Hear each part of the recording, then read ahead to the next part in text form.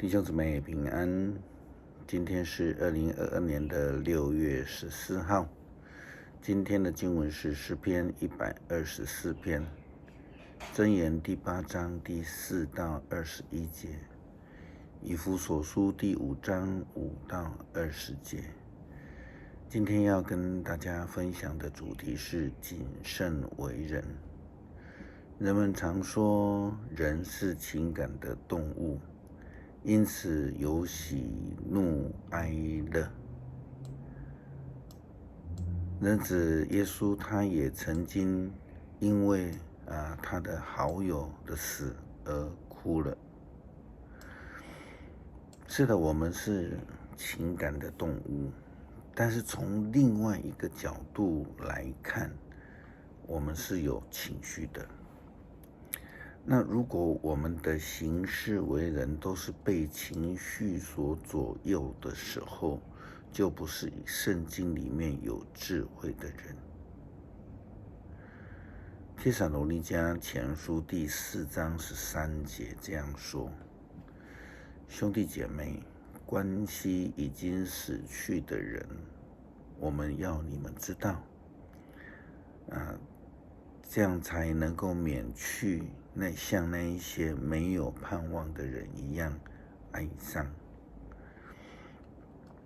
没有希望等于是被感情所左右了，那无法用这种圣灵的智慧来理性的思考。我们需要的谨慎的做人，在各方面都要活出有智慧的生命。箴言第8章第4节到第5节这样说：人类啊，我要向你们诉说，我向地上的每一个人呼吁，你们幼稚吗？要学习机智。你们愚蠢吗？要追求见识。那么基督徒应当怎么做呢？所罗门王这样提醒我们，箴言第8章6到12节：听啊，我的言语美妙，我的话纯正，我所说的是真理，我憎恨虚谎，我的话都真实无伪，没有歪曲，没有乖谬。对有见识的人来说，一切清楚；对通达的人来说，一切明确。宁愿选择我的训诲，不取白银；宁愿接受知识，不取金金。我是智慧，我胜过珠宝。你所求的没有一件事比得上我。我是智慧，我有见识，我有知识，有健全的判断力。再一次，我们看到圣经强调追求上帝智慧之重要性以及价值。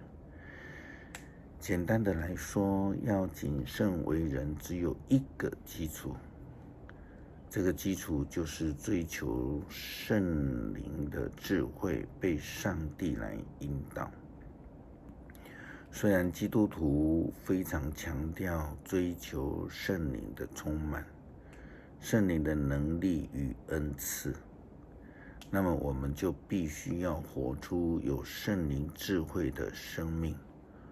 所罗门王继续这样的劝勉说：敬畏上主就需要恨恶邪恶，我恨恶骄傲狂妄，讨厌邪僻和谎言。我们的心里是否有圣灵的品格，还是我们总是被我们的情绪给绑架呢？我们有没有谨慎的为人，活出圣灵的生命呢？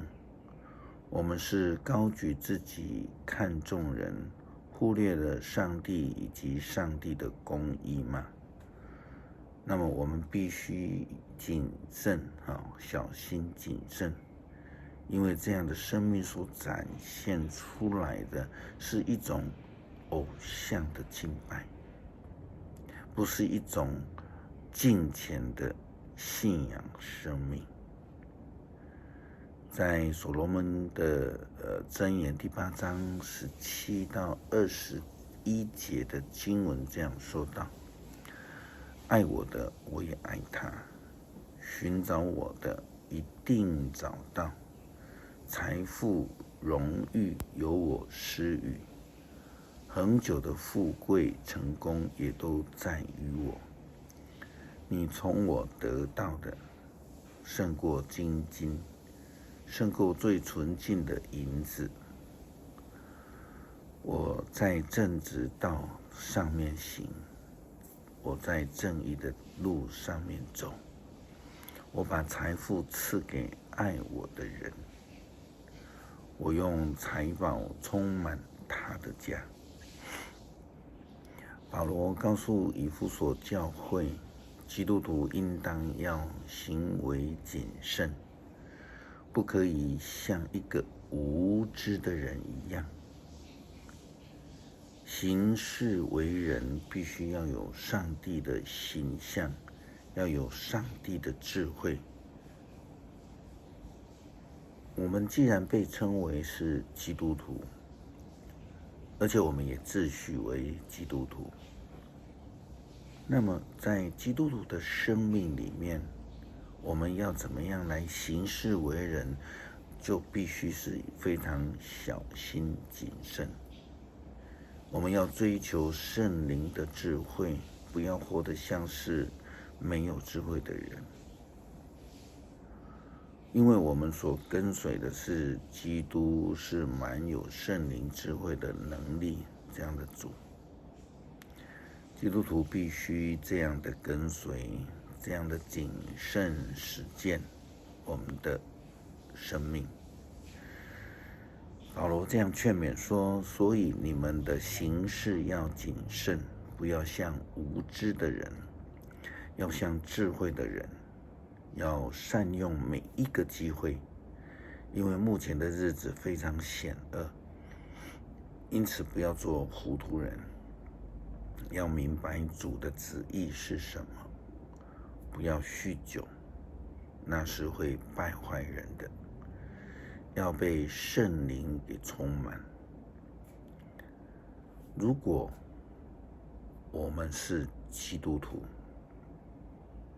那我们的兄弟姐妹、教会里的同工，能够活出这样有谨慎而有见证生命的话，那我们的教会、我们的信仰生命就会是充满赞美，满有圣灵见证，也就如同保罗对以弗所教会的基督徒所说的一样。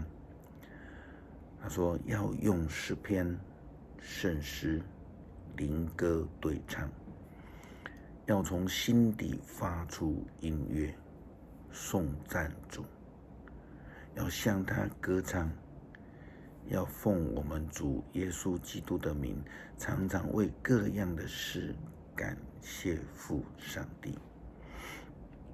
诗篇第124篇。以色列啊，你说吧，要不是上主帮助我们，会怎样？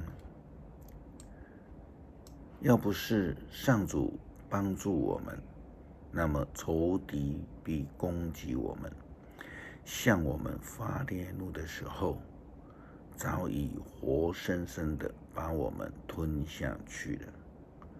洪水早已卷走了我们，浪涛早已淹没了我们，急流也早已把我们冲走。我们要感谢上主，因为他没有让仇敌毁灭我们。我们像鸟儿挣脱猎人的网罗，网罗破裂，我们得到自由。我们的帮助从上主而来，他是创造天地的主宰。恳求主帮助我们追求如同保罗写给以弗所教会基督徒的劝勉，让我们能够在我们生活当中有智慧、谨慎，能够用诗篇、用圣诗、用灵歌对唱，也要从心底来发出音乐，来颂赞主，向他歌唱。我们要奉我们主耶稣基督的名，常常为各样的事感谢上帝。感谢祷告是奉主耶稣基督的名求，阿们。